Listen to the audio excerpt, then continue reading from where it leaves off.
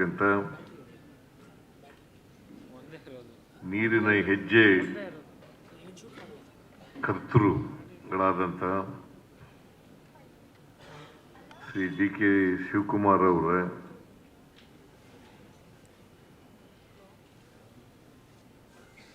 ನಿಮ್ಮನ್ನೆಲ್ಲ ಉದ್ದೇಶಿ ಕೃತಿ ಬಗ್ಗೆ ಮಾತನಾಡಿದಂಥ ಮಾನ್ಯ ಎಚ್.ಕೆ. ಪಾಟೀಲ್ ಅವರ ಮೋಹನ್ ಕಾತರ್ಕಿ ಡೆಲ್ಲಿಗೆ ಹೋಗ್ಬೇಕು ಅಂತ ಹೊರಟಿದ್ದಾರೆ. ಅದರಿಂದ ನಿರ್ಗಮಿತ ಮೋಹನ್ ಕಾತರ್ಕಿ ಅವರೇ, ಹಿರಿಯರಾದಂಥ ದೇಶಪಾಂಡೆ ಅವರೇ, ಟಿ.ಬಿ. ಜಯಚಂದ್ರ ಅವರೇ, ಎಲ್ಲ ನನ್ನ ಸಹೋದ್ಯೋಗಿ ಮಿತ್ರರೇ,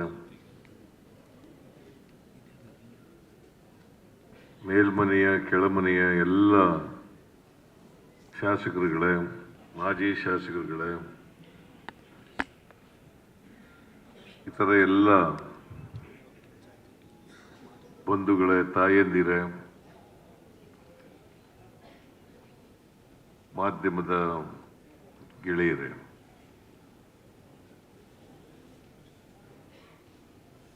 ನೀರಿನ ಹೆಜ್ಜೆ ಕೃತಿಯನ್ನ ಅತ್ಯಂತ ಸಂತೋಷದಿಂದ ಬಿಡುಗಡೆ ಮಾಡಿದ್ದೇನೆ.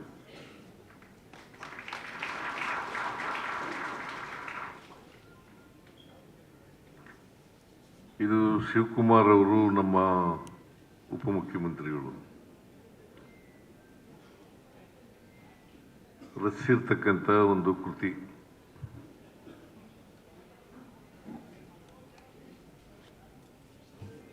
ಈ ಪುಸ್ತಕ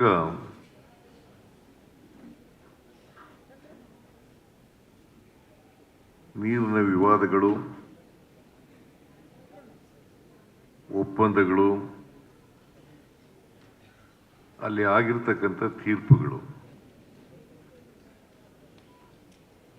ಇವುಗಳನ್ನು ಆಧಾರವಾಗಿ ಇಟ್ಟುಕೊಂಡು ತನ್ನ ಅನುಭವ ಅವುಗಳನ್ನು ಕೂಡ ಆಧಾರವಾಗಿ ಇಟ್ಟುಕೊಂಡು, ಅನುಭವಗಳನ್ನು ಕೂಡ ಆಧಾರವಾಗಿ ಇಟ್ಟುಕೊಂಡು ರಚನೆ ಮಾಡಿರ್ತಕ್ಕಂಥ ಪುಸ್ತಕ.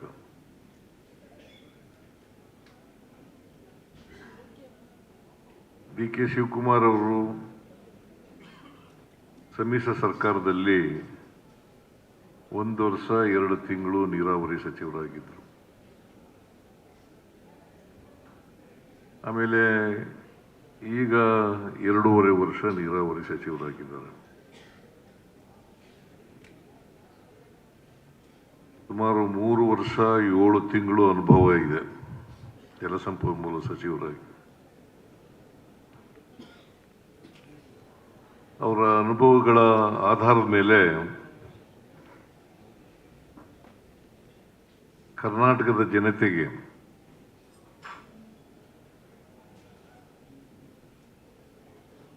ಕರ್ನಾಟಕದಲ್ಲಿ ಎಷ್ಟು ನದಿಗಳಿದ್ದಾವೆ, ಎಷ್ಟು ನೀರು ನಮಗೆ ಲಭ್ಯ ಇದೆ,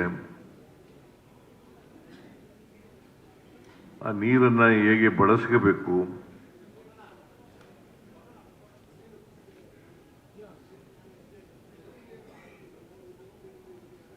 ಮತ್ತೆ ಇದರಿಂದ ಆಗಿರ್ತಕ್ಕಂಥ ವಿವಾದಗಳು, ಅಂತರ ರಾಜ್ಯ ವಿವಾದಗಳು, ಅಂತಾರಾಷ್ಟ್ರ ವಿವಾದಗಳು, ಇವೆಲ್ಲವನ್ನು ಕೂಡ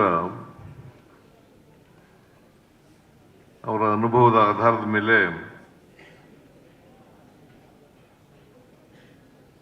ಈ ನೀರಿನ ಹೆಜ್ಜೆನಲ್ಲಿ ಅನೇಕ ವಿಚಾರಗಳನ್ನು ಪ್ರಸ್ತಾಪ ಮಾಡಿದ್ದಾರೆ. ನಾನು ಪೂರ್ಣವಾಗಿ ಪುಸ್ತಕ ಓದಲಿಕ್ಕಾಗಲಿಲ್ಲ, ಸ್ವಲ್ಪ ಓದಿದೆ, ಮತ್ತೆ ಪೂರ್ಣವಾಗಿ ಓದ್ತೀನಿ.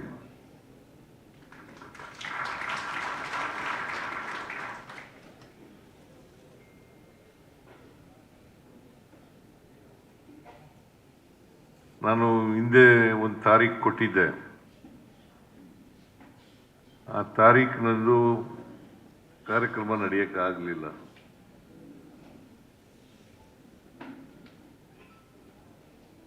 ಹಾಗಾಗಿ ಇವತ್ತು ಸಮಯ ಕೊಟ್ಟಿದ್ದೆ. ಈ ಸಮಯದಲ್ಲಿ ನನಗಿಂತ ಮುಂಚಿತವಾಗಿ ಮಾತನಾಡಿದಂಥವರು ಬಹಳ ವಿಚಾರಗಳನ್ನು ಪ್ರಸ್ತಾಪ ಮಾಡಿದ್ದಾರೆ. ಕಾತರಕಿ ಅವರು ಮಾತಾಡಿದ್ದಾರೆ, HK ಪಾಟೀಲ್ ಅವರು ಮಾತಾಡಿದ್ದಾರೆ, DK ಶಿವಕುಮಾರ್ ಅವರು ಮಾತಾಡಿದ್ದಾರೆ. ಬಹುಶಃ ನನಗೆ ಜವಾಬ್ದಾರಿ ಕಡಿಮೆ ಆಗಿದೆ. ಈಗ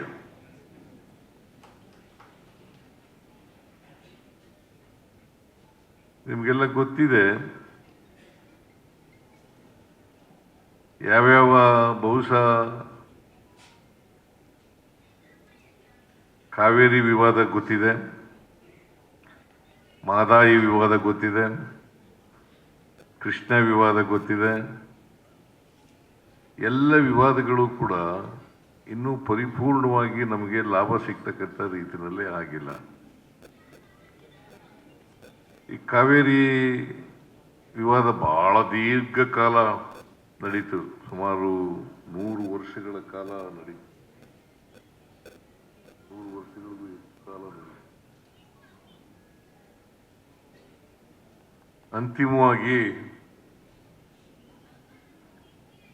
ತಮಿಳುನಾಡಿಗೆ 177.25 TMC ನೀರನ್ನು ಕೊಡಬೇಕು ಅಂತ ಆಗಿದೆ. 177.25 TMC ನೀರನ್ನು ಕೊಡಬೇಕು. ಅದು ಒಳ್ಳೆ ಮಳೆಯಾದರೆ ಮಾತ್ರ ಕೊಡಬೇಕು.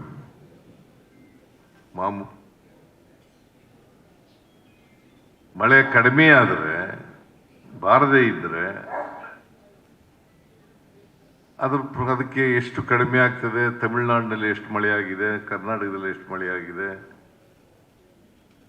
ಅದರ ಮೇಲೆ ಆಧಾರದ ಮೇಲೆ ನೀರನ್ನು ಬಿಡಬೇಕಾಗ್ತದೆ. ಸೊ ನಾರ್ಮಲ್ ರೈನ್ ಆದಾಗ 177.25 TMC ನೀರನ್ನು ಕೊಡಬೇಕು.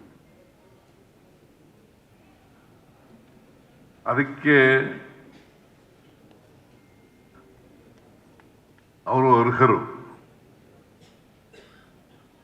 ನಾವು ನಮ್ಮ ಕರ್ತವ್ಯ, ನಮ್ಮ ಜವಾಬ್ದಾರಿ ನಾರ್ಮಲ್ ರೈನ್ನಲ್ಲಿ 177.25 TMC ನೀರನ್ನು ಕೊಡ್ತಕ್ಕಂಥದ್ದು. ಅದಕ್ಕೆ ಮಾತ್ರ ಅವರು ಎಂಟೈಟಲ್ಡ್, ತಮಿಳುನಾಡಿನವರು. ಈಗ ಮೇಕೆದಾಟು ಕಟ್ತಕ್ಕಂಥದ್ದು ಅದು ಸಮಾನಾಂತರ ಅಣೆಕಟ್ಟು. ನಮ್ಮ ಪ್ರದೇಶದಲ್ಲಿ ಅಣೆಕಟ್ಟನ್ನು ಕಟ್ತಕ್ಕಂಥದ್ದು.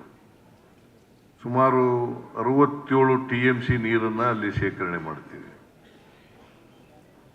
67 TMC ನೀರನ್ನು ಶೇಖರಣೆ ಮಾಡ್ತೀವಿ.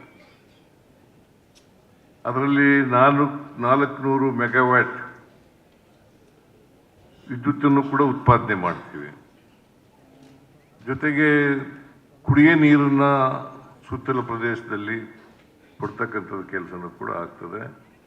ಮತ್ತೆ ಒಂದು ವೇಳೆ ಮಳೆ ಬಾರದೇ ಇದ್ದರೆ ನಾವು ಇನ್ನೂ ನೀರು ಕೊಡಬೇಕಾಗಿದೆ. ಈ ಸಂಗ್ರಹ ಮಾಡ್ಕೊಳ್ತಕ್ಕಂಥದ್ದು ಈ ನೀರನ್ನ ತಮಿಳುನಾಡಿಗೆ ಕೊಡ್ತೀವಿ. ಇಂದ ತಮಿಳುನಾಡಿನವ್ರಿಗೆ ಹೆಚ್ಚು ಉಪಯೋಗ ಆಗ್ತಕ್ಕಂಥದ್ದು. ಬಹುಶಃ ಇದನ್ನ